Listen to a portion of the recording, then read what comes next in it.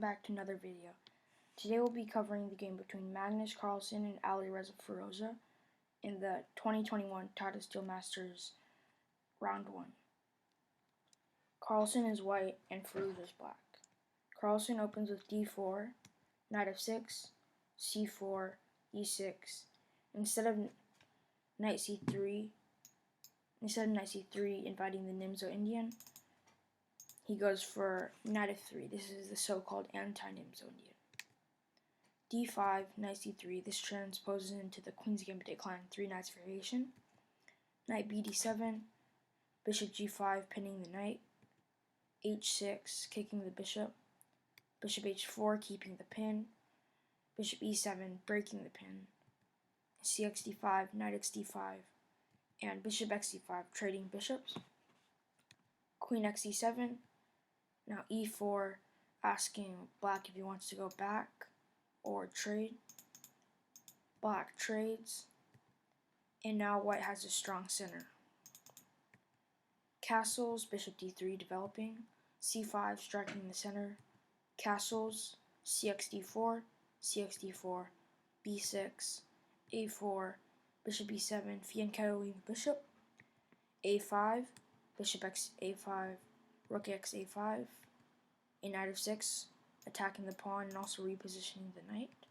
Rook e1 defending, rook f to d8 attacking the d4 pawn, queen a1 defending, queen c7, and h3, not allowing knight g4. Now a6 because the pawn is under attack. Not there, sorry. Rook c5, attacking the queen.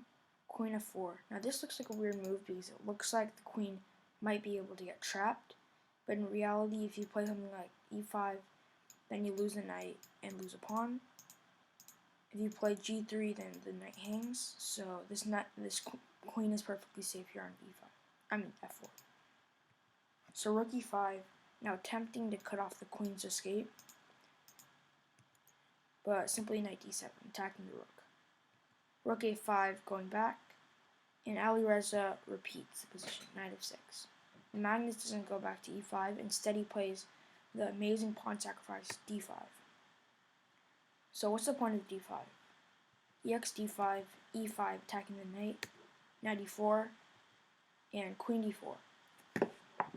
Now the queen is pinning the knight, and even though black is up a pawn, this pawn is only blocking the bishop from this huge long diagonal. So this pawn you could say is actually bad for black, but in the future if black prevails then it will be useful in endgame. So rook dc8 claiming the open c-file, rook a to a1 connecting rooks, a5, rook a b1 attacking the bishop, and bishop c6.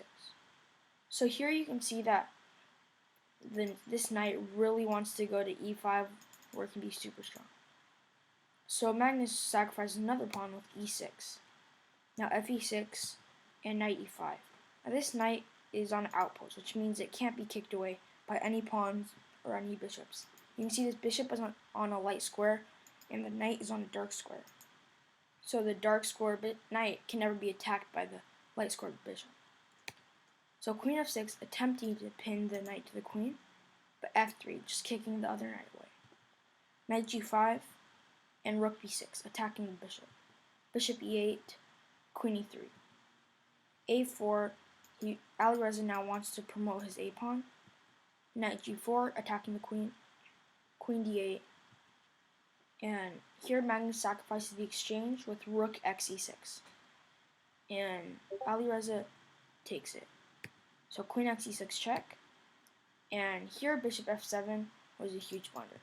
The correct move was king h8, staying clear of any danger, but Alireza plays the natural move, and this just looks like there's nothing wrong with it, but Magnus shows his epic combination play.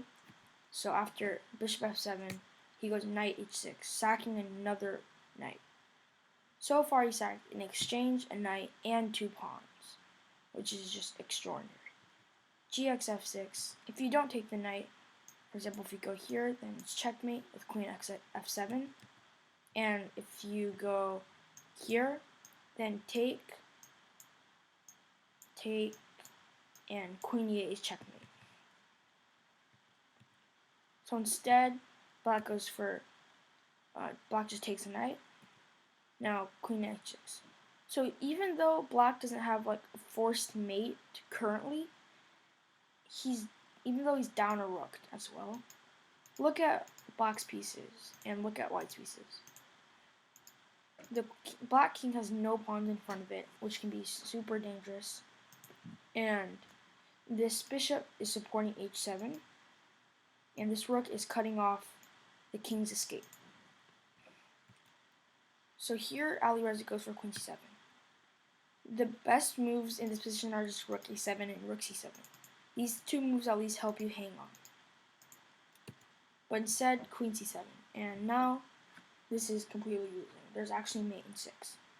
So try to pause the video and find which move will be in mate in 6. Congratulations to those of you who found it. The move is queen h7. So king f8 is forced. Queen h8. Again, bishop g8 is forced. And now queen h6. Queen f7. And actually, this is where Alireza resigned the game. But he resigned because there's actually a forced mate in 3, which he obviously saw. So queen f7, then there's queen d6, king f7, and queen e7 is checkmate. And if he doesn't do that and he goes king f7, then bishop g6, king f6 is forced. Bishop can move anywhere. I'll just say here. King f5 and g4 checkmate. You can see the queen and the rook block all the king's escape squares. So that's it for the video, guys. Don't forget to like, subscribe, and leave a comment for any suggestions. We'd love to take some video suggestions if you guys want. And that's the end of the video, guys.